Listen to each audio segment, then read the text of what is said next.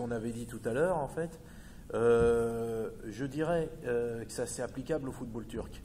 Le paradigme du football turc, c'est l'inconstance. Si on remonte les choses chronologiquement, ça peut être l'inconstance au niveau des résultats, ça peut être l'inconstance aussi au niveau du palmarès. On peut penser par exemple à la médaille de bronze obtenue à la Coupe du Monde 2002 et plus tard la médaille d'argent obtenue à la Coupe du Monde 2008. Entre-temps, il y a quand même eu à l'Euro 2008, excusez-moi. Lapsus révélateur peut-être, je ne sais pas, pour certains je pense. Bon, à ce propos, il y a quand même eu l'Euro 2004 où la Turquie ne s'est pas qualifiée. Elle avait été éliminée en match de barrage, c'est vrai, elle a frôlé la qualification par la Lettonie, qui était d'ailleurs tombée, je crois, dans le même groupe que l'Allemagne. Et puis en 2006, pour la Coupe du Monde, cette fois, c'est bien la Coupe du Monde dont il s'agit, la Turquie n'avait pas été qualifiée, dommage, parce que la Coupe du Monde se déroulait en Allemagne où il y a une très forte diaspora turque. Hein. D'ailleurs, une diaspora turque qui a rendu service à l'équipe d'Italie, puisque en fait, ils se sont trouvés, certains supporters d'origine turque en Allemagne se sont trouvés une nation footballistique de substitution en demi-finale en soutenant l'Italie face à l'Allemagne de l'Ouest, ce qui avait provoqué pas mal de rixes d'ailleurs. Erdogan en personne avait téléphoné à Marcello Lippi, le sélectionneur toscan de l'époque de l'équipe d'Italie, pour le féliciter à l'issue des demi-finales. Cette inconstance aussi, ça rentre en ligne de compte dans le choix des entraîneurs, que ce soit des entraîneurs renommés ou pas, des entraîneurs nationaux ou étrangers. Il y a une impatience au niveau des résultats, une impatience qui est parfois incompatible avec un travail de fond, de construction, de formation, une impatience qui est un apanage aussi des pays arabes en football. Et là, sur ce plan-là, la Turquie se rapproche d'un pays arabe, même si la Turquie est spécifique. Bon, là après, je dirais qu'il y a des choses de part et d'autre qui peuvent se retrouver. Hein. Ensuite, concernant donc les derniers résultats, le match obtenu, le résultat nul, un partout obtenu par la Turquie en qualification là, pour l'Euro 2016, aurait pu d'ailleurs, voilà, signe d'inconstance, être 1-0 pour la Turquie. Voilà, ou plutôt 0-1, puisque le match se déroulait à Amsterdam, aux Pays-Bas. Si on regarde bien la physionomie du match, il y a eu des séquences de jeu extrêmement intéressantes.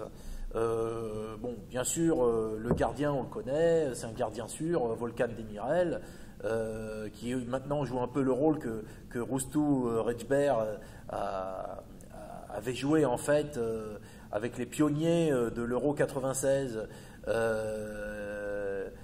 puis le groupe qui a participé à l'Euro 2000 ainsi qu'à la Coupe du Monde 2002 qui a été un franc succès. Il y a eu une solidité défensive affichée. Il y a eu aussi de très bonnes séquences de jeu concernant le milieu de terrain, donc cet entrejeu, ce secteur de l'entrejeu à la fois sur les côtés, à la fois dans l'axe. Et puis on a vu des joueurs aussi beaucoup plus à l'aise, des gens comme Torre, des gens comme Topal aussi, qui ont été beaucoup plus vigilants que le match, en fait. Le match qui était l'exemple à ne pas faire, à savoir le match de novembre face au Brésil en amical à Istanbul ou à Izmir, je ne sais plus. C'était sur le sol turc, bon, ça s'est soldé par un 0-4. Hein, voilà. Bon, bien sûr, au niveau de l'attaque, il y a des gens comme Burak Yilmaz qu'on ne présente plus, qui a d'ailleurs marqué. Puis il y a quand même un effectif. Il y a des gens comme Erdinç, il y a des gens comme... vous voyez, j'ai pas dit Erdinç. Hein. Il y a des gens également comme le nom m'échappe. Il y a des gens aussi voilà dans l'effectif comme Altintop. Donc cette génération-là peut être en fait peut bénéficier de l'apport de certains joueurs expérimentés concernant les plus jeunes. Et ça peut être par exemple dans la continuité très intéressant. Parce qu'il y a beaucoup d'équipes qui après ont faibli d'un coup quand des joueurs en fait ont grandi ensemble de centre de formation en fin de centre de formation, jouant dans 3 équipes principales à la base. C'est un petit peu ce qui s'était passé d'ailleurs avec l'équipe de Bulgarie qui a été 4e à la Coupe du Monde 94 avec des gens comme Stoïkov, Lechkov, Balakov, Ivanov également, très grand travailleur. Mais ils avaient tous à peu près le même âge et quand ils ont arrêté, il y a eu un trou noir. Là, la Turquie a peut-être, puisque la Turquie a besoin de temps, a besoin de patience, la Turquie a peut-être une chance avec cette opportunité de pouvoir miser sur une politique de relais. Et donc le match de samedi était très intéressant entre la Hollande et la Turquie, riche d'enseignements aussi, bien sûr, mais c'est sûr que le parcours n'est pas encore gagné. Ça prouve aussi que pour cette histoire de concentration et d'inconstance, c'était peut-être même le seul point faible de la Turquie. Le problème, c'est que c'est un très très gros point faible.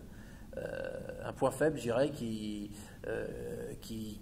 aurait tendance à masquer bien d'autres qualités, parce que le niveau technique du footballeur turc moyen est en général bon. C'est vrai que c'est une équipe très technique, c'est une équipe qui peut jouer en mouvement. Il y a eu des séquences de jeu très très intéressantes, parfois même à une touche de balle. Il y a un potentiel indéniable aussi au niveau du physique, dans l'engagement aussi. Il y a des duels de la tête aussi qui ont été gagnés. Au niveau tactique aussi, puisqu'il y a eu une concentration, une forte progression, il y avait des bonnes choses d'accomplies. Ce qui prouve que la Turquie pourra, si jamais elle ne se qualifie pas pour l'Euro 2016, parce qu'elle est quand même en posture assez tangente, bien là qu'il y a eu des progrès perceptibles, la Turquie pourra peut-être à la Coupe du Monde Russie 2018 se révéler. Et pourquoi pas aussi, dans la continuité, se révéler également concernant le mondial qui se déroulera au Qatar en 2022. Alors je sais que c'est entre le moyen terme et le long terme, que c'est très très difficile à prévoir. Mais si à la fois maintenant ces efforts de concentration, ce travail moral, ce travail de préparation mentale qui est mis en exergue, ainsi qu'un effort sur le plan structurel au niveau de la fédération, mais ça c'est valable pour beaucoup de pays, hein. Dès qu'il y a aussi des passages de pouvoir, il y a aussi des systèmes qui sont mieux exploités que d'autres. C'est pas intrinsèque à la Turquie uniquement. Donc là, il pourrait y avoir des résultats qui pourraient remettre en selle la Turquie pour redevenir une nation de football de premier plan. Bon, après aussi, il faut pas négliger, bien sûr, l'aspect gestion des sportifs, gestion des résultats, pas uniquement s'arrêter à des aspects que je qualifierais de purement statistiques, mais pas uniquement se limiter aussi à des aspects, je dirais, purement factuels et purement esthétiques. À savoir, c'est pas parce qu'on a fait un bon match une fois, qu'on a eu un bon résultat une fois. Regardez le Beşiktaş il n'y a pas longtemps, qui avait éliminé Liverpool et qui s'est fait éliminer le tour d'après parce que ils ont peut-être eu un excès de confiance. Pardon pour les supporters du Beşiktaş, hein, parce que je sais que c'est une équipe très très très très populaire.